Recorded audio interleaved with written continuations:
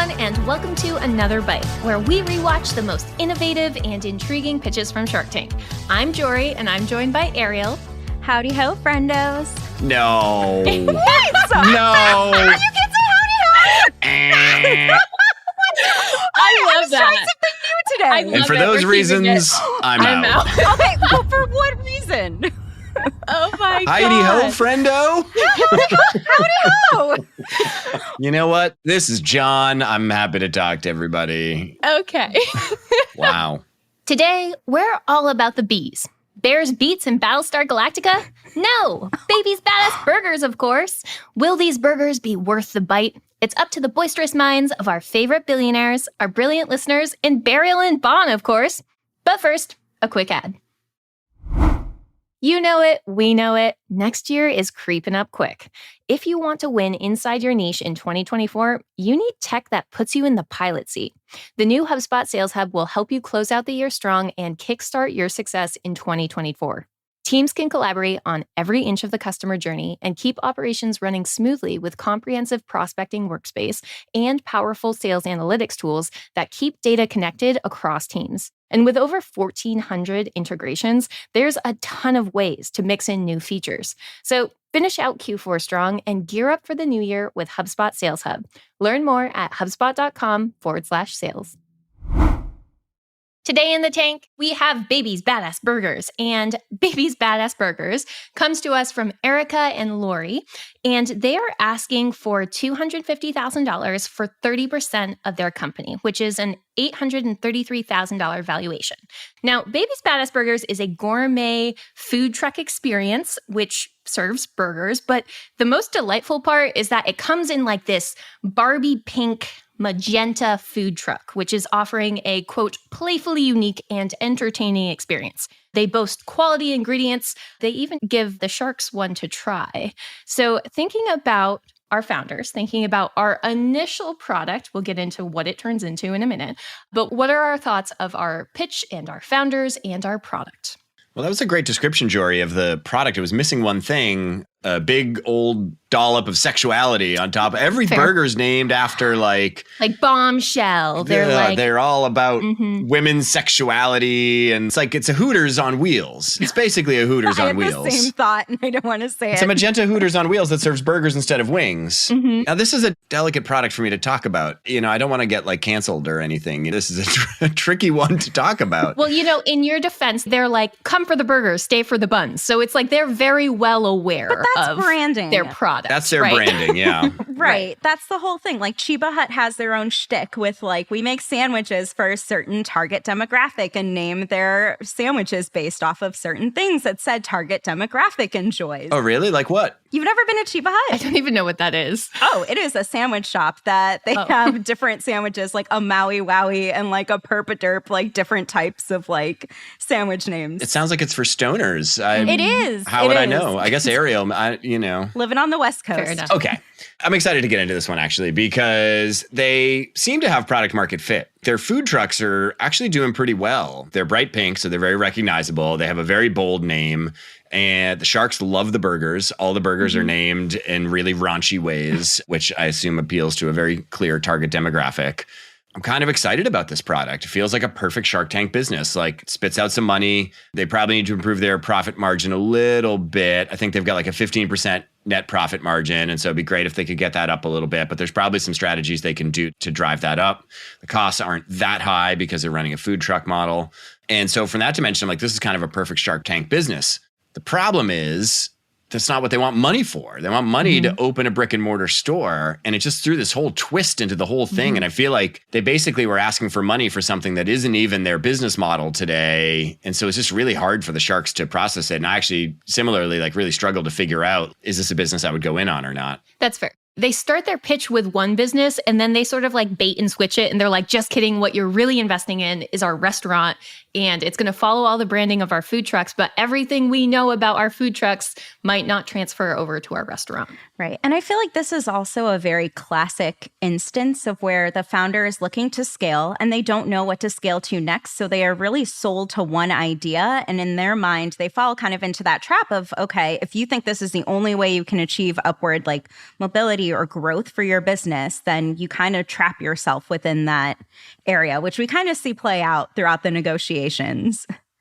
Do you think that it's that they don't know how to scale, or that they have a particular vision of how to scale and they're not moving from that vision? I think it's both. I think, the founders come from the limited knowledge that we know, like, of their backgrounds. They're primarily within the restaurant industry, and within that business, they have a lot of experiences with brick and mortar stores, which require very different needs than a food truck oriented business. So I do see it as, well, there's partially, we want to start this and add this to our chain and our portfolio of like awesome restaurants that we've opened before in the past. But I also think too, like, they don't really know much outside of like the food truck industry or what the opportunities are for growth there. I would have loved them to come back and be like, well, this is where we're tapped out. This is how many trucks we have, or we're saturating certain markets, or these are certain areas we're leaning into. But it was just so oriented on shifting to the brick and mortar that I think we missed a lot of that. Yeah, I wish they had talked more just about the rationale for going into brick and mortar. Mm-hmm. I was looking into it, and food trucks on average, like, their margins are actually seem to be pretty average for the food truck industry. It seems like 15% margins are pretty average across the board for food trucks. And I, in my head, was like, well, I assume brick and mortar restaurants, the margins are much higher, right? Because there's a whole bunch of higher margin stuff like alcohol and yada, yada. But it actually seems like the opposite. It's just much more expensive, and you have much lower turns in a restaurant. And so margins are closer to like 10% in a brick and mortar restaurant. And so they're basically saying, we want to take your money to invest in something that will have lower returns than the thing that we're currently doing, instead of scaling that thing.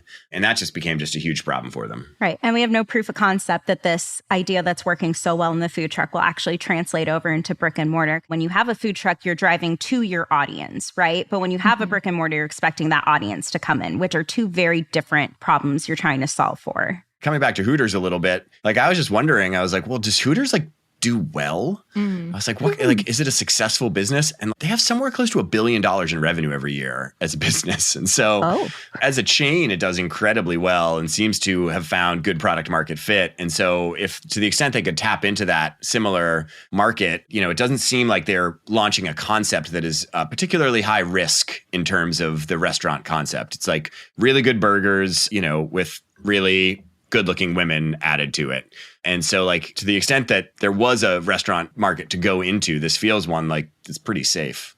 So when it comes to scale versus innovation, like, when should a company lean into one over the other? Or like, when is it too early to consider innovating like your business model? I think for me, I would want to see a few more solid years of continual growth before then considering going into expansion. Like, if they had a partnership with Whole Foods to have like a frozen burger option to try to just like test the waters out of like, okay, if we generate foot traffic into a brick and mortar location, just to prove the concept that if you have someone coming in from foot traffic, that they're actually going to purchase your product. Yeah, my sense on that is when you have a concept, every time you add more products, it just adds more complexity. The more products and the more ways that you sell your product, essentially, you need to add more and more people to manage all that complexity.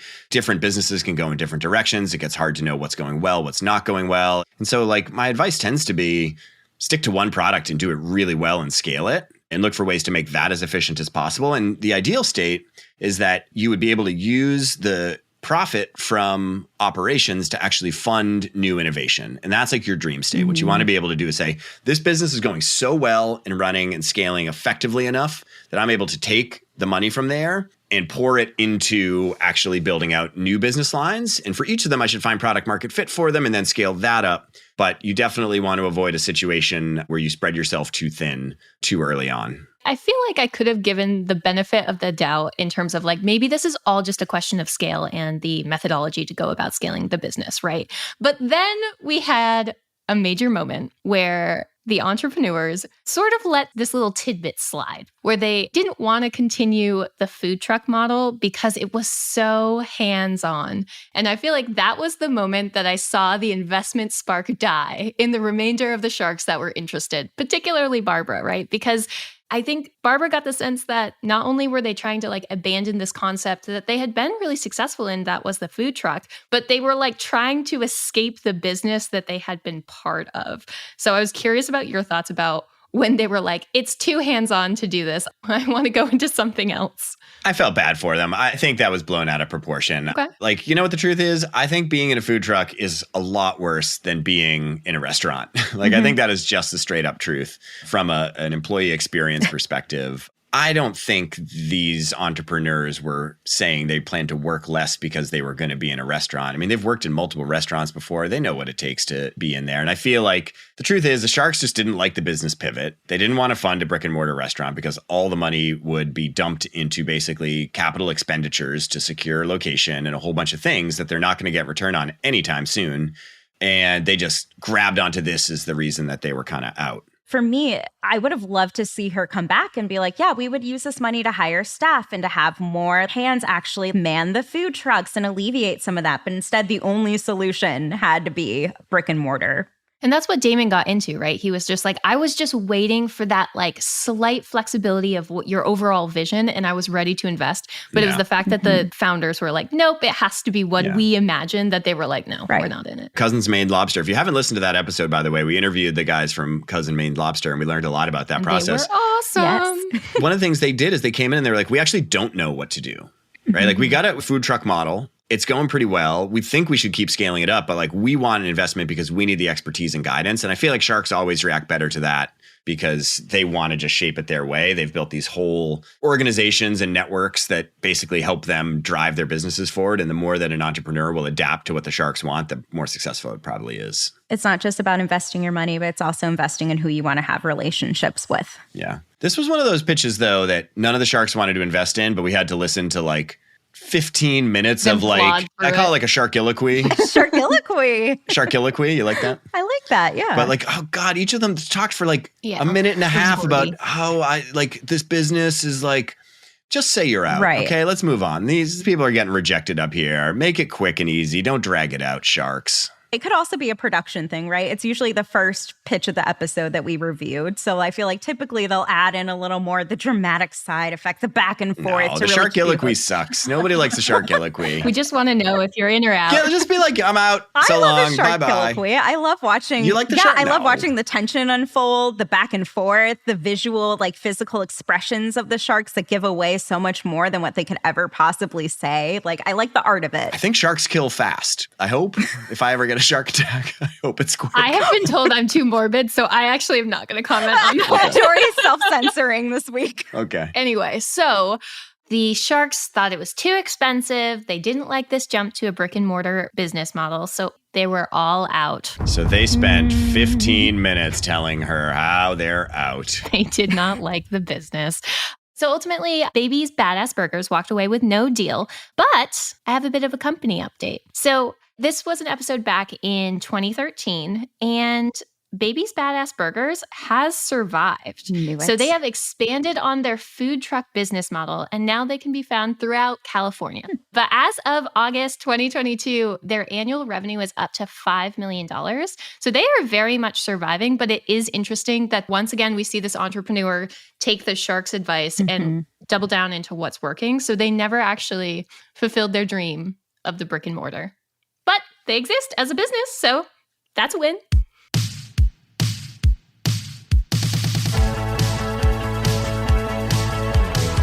Today's episode was written and produced by the mythical Matthew Brown.